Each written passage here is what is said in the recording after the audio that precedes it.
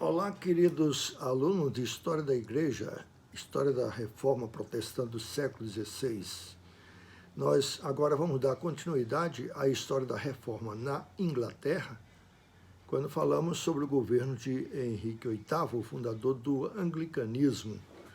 Ali paramos e vamos falar agora sobre um personagem em particular que viveu naquela época e que merece um destaque como sendo também um reformador, embora não seja tão conhecido, que é William Tyndale, o fora da lei de Deus, tá bom?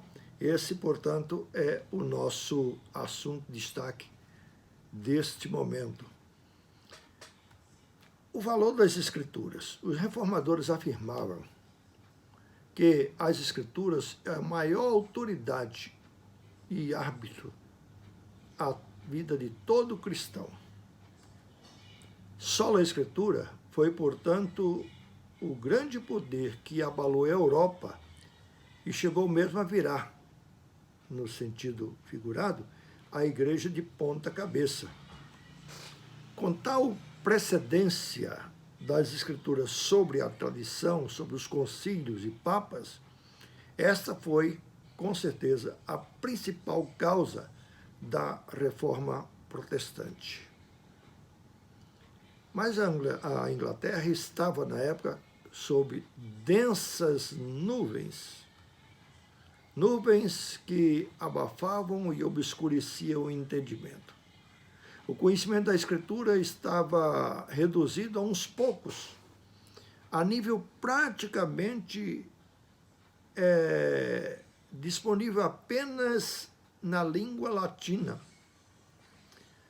Já falamos que havia a tradução do latim para o inglês de John Wycliffe, mas essa tradução estava reduzida aos poucos manuscritos feitos pelos discípulos de Wycliffe, que foram os Lollardos.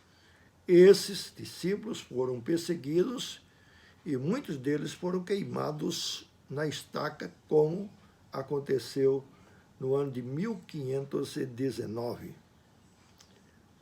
Que o parlamento havia feito um decreto chamado Arético Comburento, que tem mais ou menos o sentido de queimar os hereges, isto em 1401.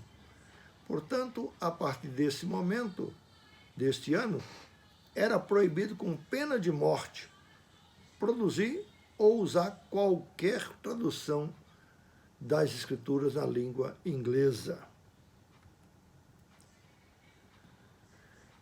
Proibições feitas também pelo arcebispo de Cantuária em 1408, como lemos assim, palavras do arcebispo, abro aspas, é algo perigoso.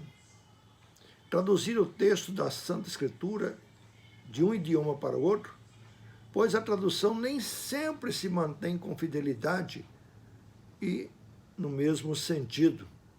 Portanto, declaramos e ordenamos que ninguém, doravante, por sua própria autoridade, traduza qualquer texto das Escrituras para o inglês ou para outro idioma. Ninguém pode ler esse livro em parte ou em todo. O arcebispo de Cantuária, em 1408, chamado Thomas Aridel.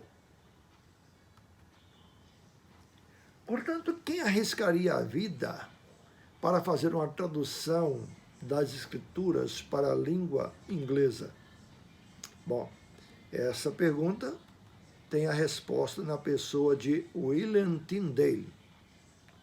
Tyndale é de 1498, ou melhor, de 1494 a 1536.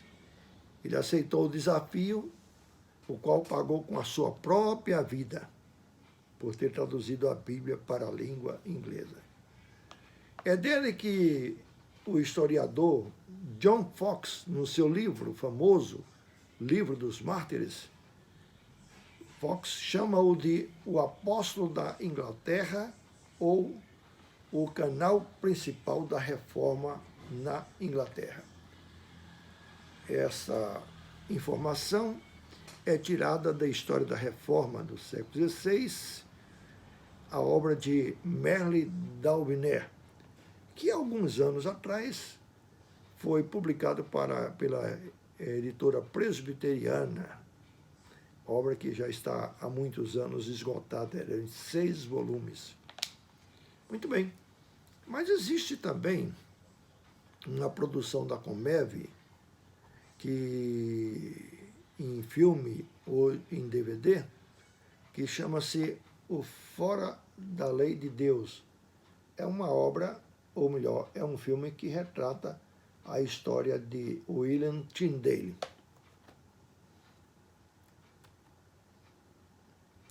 Então, Tyndale, 1494, ele bacharelou-se em 1512 e tornou-se mestre em 1515 e foi ordenado pastor.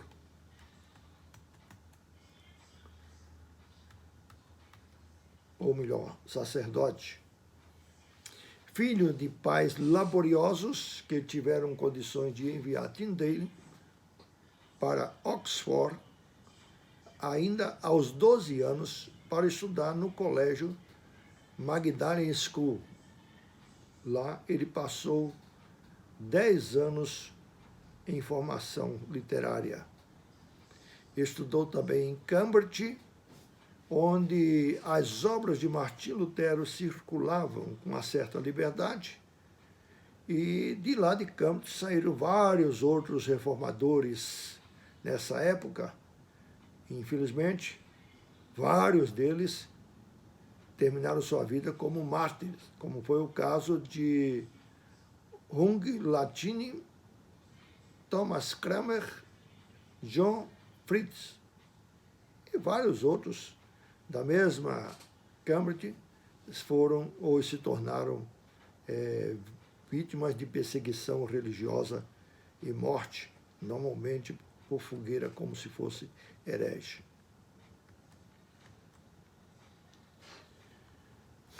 Na vida de Tyndale, depois dessa transitória de estudos e preparação, e agora como sacerdote, ele foi trabalhar com a família Wace, servindo de tutor para seus filhos, era uma família rica.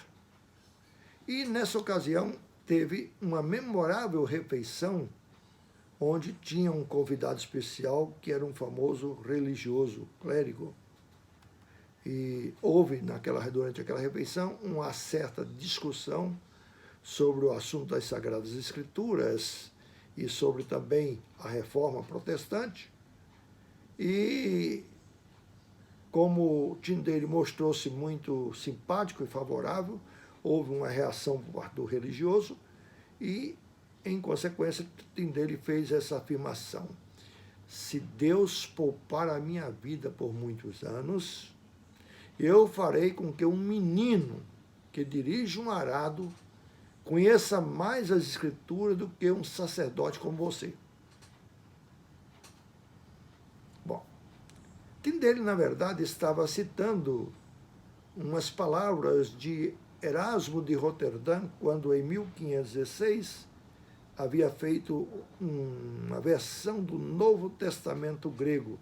E essas palavras, naturalmente, estavam na apresentação do Novo Testamento de Erasmo, que uma pessoa que conduz o arado vai conhecer mais as Escrituras, vai estar mais sabedor das Escrituras do que os sacerdotes. Esse confronto marcou uma disposição extraordinária de Tyndale para iniciar a tradução da Bíblia Sagrada. E, por outro lado, marcou também um momento de indisposição do clero para com a vida de William Tyndale.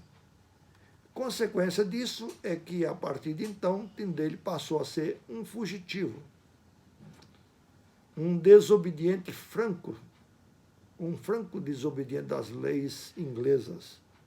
Por essa razão, Tyndale teve de sair da Alemanha, ou melhor, sair para a Alemanha. Ele se refugiou primeiramente em Wittenberg, que é a cidade de Lutero, onde Lutero atuou e atuava, e lá ele começou a tradução para a língua inglesa do Novo Testamento. Essa obra foi completada posteriormente em 1525, na cidade de Colônia, com o apoio de um tipógrafo chamado Peter Kentel. Mas esse trabalho, logo que era segredo, vazou, quando apenas poucas páginas estavam impressas. Assim, a tipografia foi assaltada e às pressas Tyndale teve de fugir para Warnus, outra cidade alemã, onde no passado Lutero tinha enfrentado uma assembleia imperial, e lá, em Warnus, Tyndale obteve a simpatia e o apoio de Peter Schoeffer. E assim o Novo Testamento foi impresso, finalmente impresso em 1526, na tradução do grego para o inglês. Agora, o Novo Testamento em inglês, restava uma outra atividade que também não era menos perigosa. Era a atividade de fazer o Novo Testamento chegar na mão dos ingleses. É aí, então, que Tyndale usa do artifício do contrabando, tornando-se, assim, um contrabandista das Sagradas Escrituras.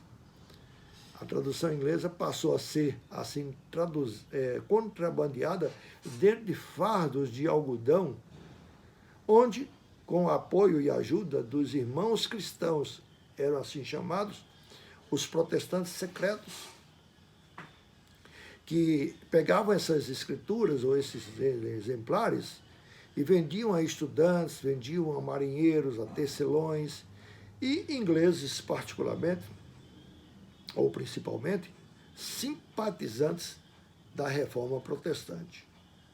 Logo, logo, o bispo de Londres, aliás, tomou conhecimento e fez um sermão inflamado na Catedral de São Paulo.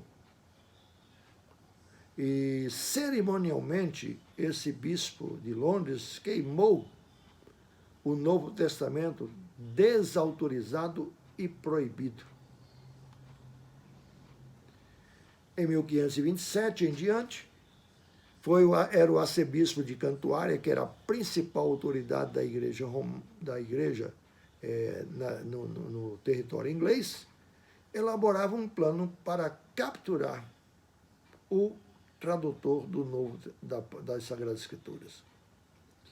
Então, a estratégia de sobrevivência de Tyndale teve de ser mais acirrada, teve de ser mais cuidadosa. Assim, em 1528, foi que o cardeal Thomas Wolsey, que dele já falei, quando falava sobre o início da igreja protestante anglicana na Inglaterra, foi um cardeal encarregado de conseguir com o Papa a anulação do casamento do rei para casar-se com Ana Bolena. Pois bem, esse cardeal Thomas Wolsey enviou 3 agentes da Inglaterra para o continente em busca do fugitivo, que no caso era William Tyndale. Tyndale, então, usando a estratégia da sobrevivência, publicava o Novo Testamento, ou trabalhava na tradução das Escrituras em cidades e gráficas com nomes fictícios, devido, evidentemente, à perseguição. Refugiado em Marburgo, Tyndale aperfeiçoou o seu conhecimento na língua hebraica para melhor trabalhar na tradução também do Antigo Testamento. Obra essa que ele começou naturalmente com o Pentateuco e que foi sendo completado do Pentateuco em Antuérpia por volta do ano de 1529, mas que foi impresso o Pentateuco em Hamburgo. Mas depois da obra completada, depois da obra já feita, o Pentateuco, a obra precisou viajar de navio e houve uma tempestade e houve um naufrágio e Tyndale, então, perdeu todo aquele trabalho que tinha feito da tradução do Novo Testamento, tendo de recomeçar tudo do zero. É aí, então, que ele passa a ter a ajuda de um companheiro, de um amigo, também tradutor, que depois vai ter uma importância muito grande para completar essa obra de Tyndale, que foi a tradução do Antigo Testamento. Esse tradutor chama-se Milne Coverdale, tornou-se o colaborador de William Tyndale na recuperação dos destroços da tempestade. E foi feita, então, a recuperação do Pentateuco, que durou entre o mês de março a dezembro daquele ano. Agora, vejamos o que estava acontecendo na Inglaterra. Os planos de Henrique VIII, juntamente com os planos dos seus conselheiros e amigos, que eram Thomas More, personagem de quem já falamos, autor de Utopia, que finalmente foi condenado também pelo rei, por não ter reconhecido o rei publicamente como chefe da Igreja Anglicana e por não ter também concordado com o seu divórcio com Catarina para casar-se com Ana Bolena. E também o outro personagem conselheiro, que era Thomas Cromwell. Sobre o More, ou Thomas More, a pedido do rei, ele escreveu uma obra chamada Diálogo Concernente às Heresias. E nesta obra, Thomas More ataca tenazmente Tyndale, chamando de vários adjetivos, como o capitão das heresias inglesas, e chamando-o, inclusive, de o anticristo da Inglaterra.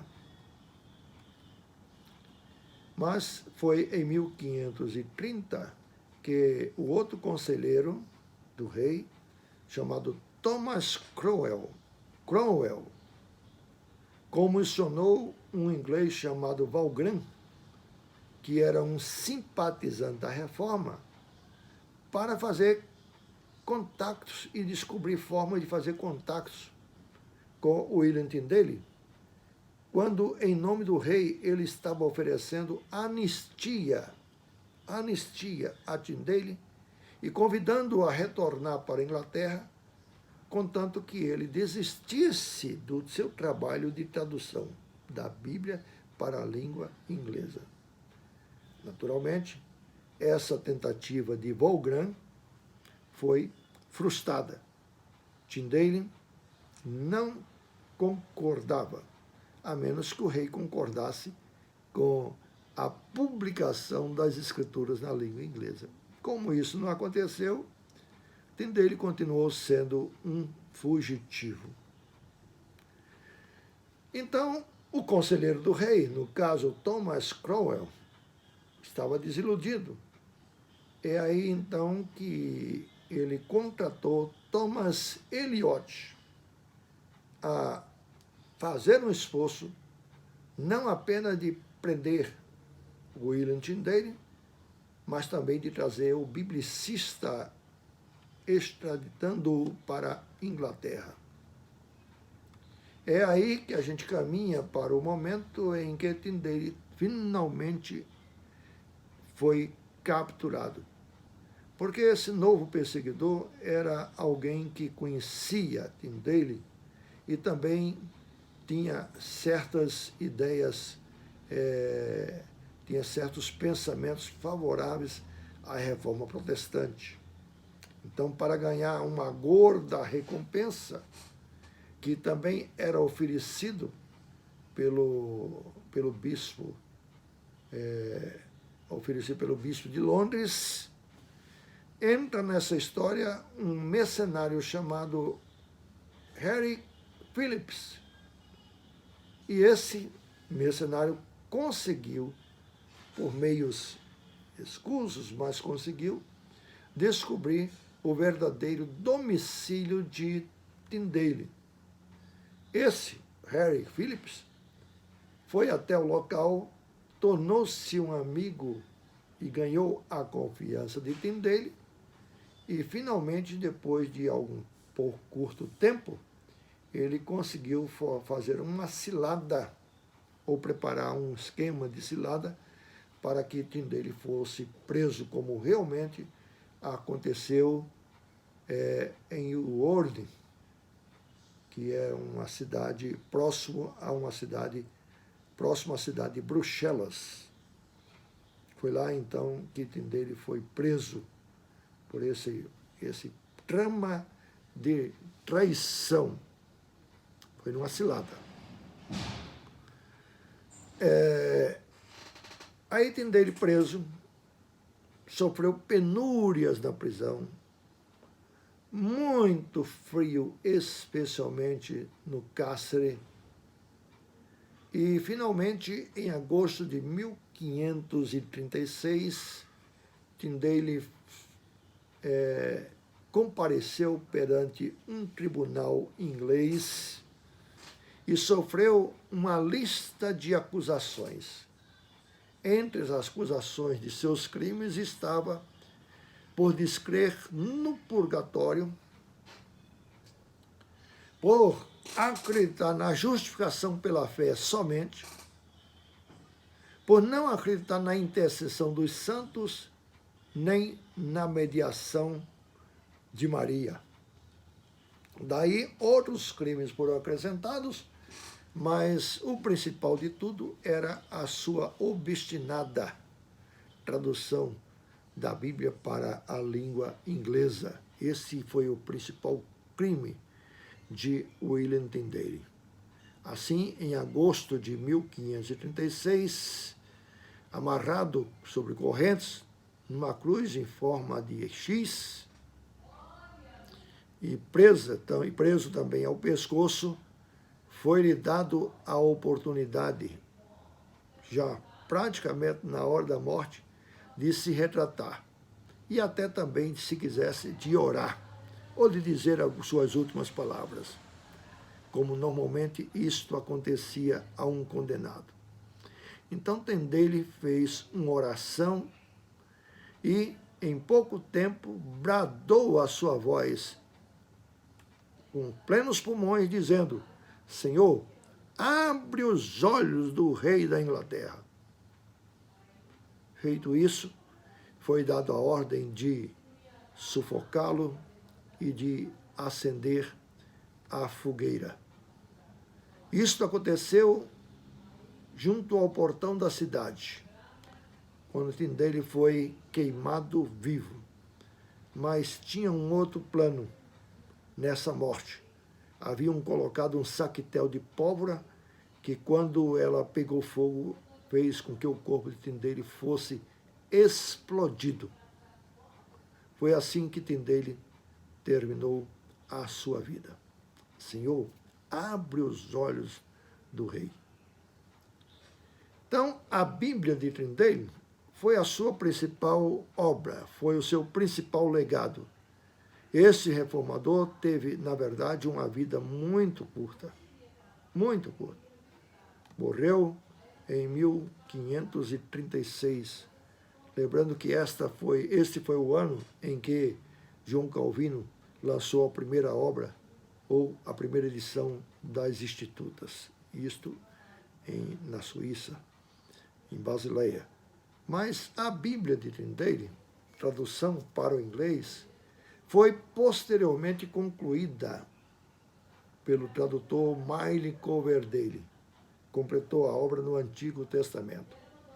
E um ano depois de completada a obra, o rei foi aconselhado a oferir, outorgar, presentear a igreja inglesa com a Bíblia na língua inglesa, que realmente aconteceu. Henrique VIII. Portanto, o rei que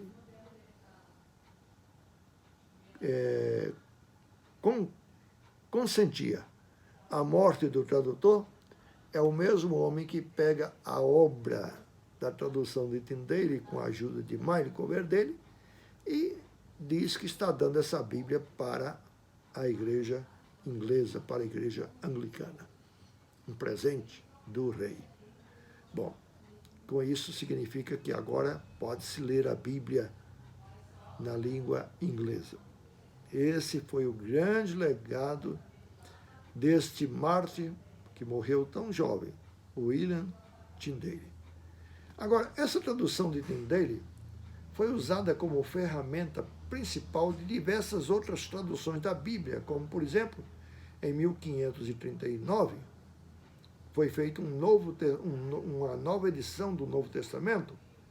A própria Bíblia de Genebra, em 1560, foi editada, usou muito como base e fundamento a tradução de Tyndale. Como se isso não bastasse, a principal tradução e a mais conhecida e a mais divulgada de todas as traduções da Bíblia para a língua inglesa, que é a tradução de o Rei Tiago, ou a versão King James, de 1611, usou cerca de 65% da Bíblia de Tyndale. Portanto, ele não é apenas o tradutor, mas ele dá base para diversas outras traduções posteriores da língua inglesa vir a acontecer. Este foi o grande legado de Tyndale.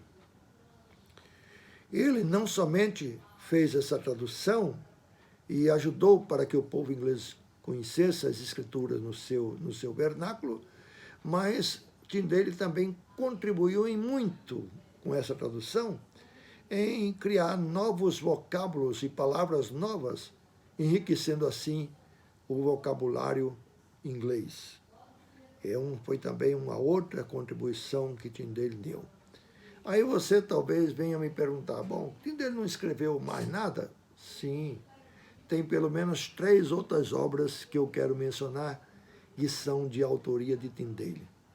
Uma de 1528, que é a Parábola do Administrador Perverso. É uma obra teológica, uma obra em que Tyndale revela sua forte influência da doutrina de Agostinho e também das doutrinas de Lutero. Portanto, uma obra reformadora. Segunda obra é A Obediência do Cristão. Essa ele escreveu quando Thomas More tentou capturá-lo. Nesta obra, Obediência do Cristão, Tyndale ressalta a corrupção dos bispos e reafirma que a suprema autoridade, a maior autoridade sobre o rei e sobre todos, é a autoridade de Deus. Por isso, o livro tem o nome de A Obediência do Cristão.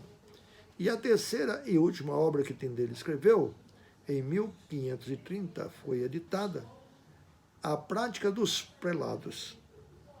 Nessa obra, ele denuncia a hierarquia da igreja e declarou que, devido ao divórcio do rei Henrique VIII com Catarina de Aragão para casar-se com Ana Bolena, esse divórcio tornou o rei espiritualmente inapto para ser chefe da igreja e guia da nação inglesa. Essas são as 3 obras de William Tyndale. Qual o pensamento, então, teológico de William Tyndale em resumo?